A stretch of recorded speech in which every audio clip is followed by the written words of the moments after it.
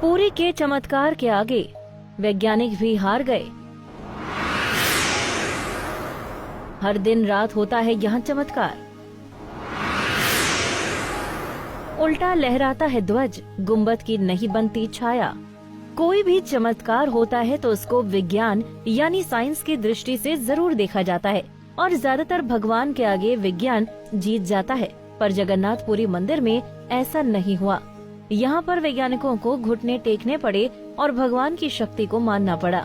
चलिए अब बताते हैं आखिर कौन से हैं वो चमत्कार। सबसे पहले बात करते हैं पूरी मंदिर के ऊपर लहराते ध्वज की। बता दें कि ये ध्वज हमेशा हवा के विपरीत दिशा में लहराता है और ऐसा किस कारण होता है ये वैज्ञानिकों की सोच से भी परे है। वहीं एक और आश्चर्य ये है कि यहाँ हर रोज शाम को मंदिर के ऊपर स्थापित ध्वज को मानव द्वारा उल्टा चढ़कर बदला जाता है। ध्वज भी इतना भव्य है कि जब ये लहराता है तो इसे सब देखते ही रह जाते हैं। ध्वज पर शिव का चंद्र बना हुआ है। इसके अलावा आपको बता दें कि जगन्नाथपुरी दुनिया का सबसे भव्य और ऊंचा मंदिर है। ये मंदिर 4 लाख वर्ग फुट में क्षेत्र में फैला है और इसकी ऊंचाई लगभग 214 फुट है। मंदिर के पास खड़े रहकर इसका गुंबद देख पाना असंभव है। मुख्य गुंबद की छाया दिन के किसी भी समय अदृश्य ही रहती है। तो वहीं इस मंदिर में लगा सुदर्शन चक्र भी बहुत ही चमत्कारी है। मंदिर के शीर्ष पर लगे इस चक्र को आप किसी भी दिशा से देखेंगे आपको सीधा ही नजर आएगा। बता दें कि सुदर्शन चक्र को नील चक्र भी कहते हैं। यह अष्टधातु से निर्मित है और अति पावन और पवित्र माना जाता है। चक्र की तरह यहाँ की हवा प्रकृति से उलट चलती है। सामान्यतः देखा गया है कि सुबह के समय हवा समुद्र से जमीन की तरफ और शाम के समय इसके विपरीत, लेकिन पुरी में इसका उल्टा होता है। अधिकतर समुद्री तटों पर आमतौर पर हवा समुद्र से जमीन की ओर आती है, लेकिन यहाँ हवा जमीन से समुद्र की ओर जाती है। आपने हर मंदिर के ऊपर पक्षियों को उड़ते देखा होगा, लेकिन पूरी मंदिर में ऐसा नहीं होता क्योंकि यहाँ पर गुंबद के आसपास अब तक कोई पक्षी उड़ता हुआ नहीं देखा गया।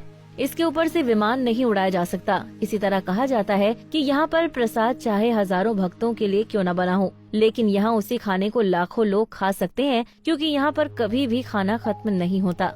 तो वही मंदिर में एक सिंह द्वार बना हुआ है, जिसके अंदर जैसे ही कदम रखते हैं वैसे ही बाहर समुद्र की ध्वनि सुनना बंद हो जाएगा। भगवान के इस चमत्कार को स्पष्ट रूप से अनुभव किया जा सकता है। इसी तरह मंदिर के बाहर स्वर्ग द्वार है, जहाँ पर मोक्ष प्राप्ति के लिए शव जलाए जाते हैं। लेकिन जब आप मंदिर से बाहर निकलेंगे सिर्फ तभी आपको लाशों के जलने की गंध महसूस होगी। ये तो सभी जानते हैं कि यहाँ विराजित भगवान जगन्नाथ श्री कृष्ण का ही रूप है और मंदिर में जगन्नाथ भगवान के साथ उनके भाई बलभद्र यानी बलराम और बहन सुभद्रा विराजमान हैं। तीनों की ये मूर्तियाँ काष्ठ की बनी हुई हैं। यहाँ हर 12 साल में एक बार प्रतिमा का नया कलेवर कराया जाता है। मूर्तियाँ नई जरूर बनाई जाती हैं, लेकिन आकार और रूप वही रहता है। कहा जाता है कि उन मूर्तियों की पूजा नहीं होती, केवल दर्शनार्थ रखी गई हैं। तो वहीं आषाढ़ मास में भगवान रथ पर सवार होकर अपनी मौसी रानी गुंडीचा के घर जाते हैं। ये रथ यात्रा 5 किलोमीटर में फैले पुरुषोत्तम क्षेत्र में होती है।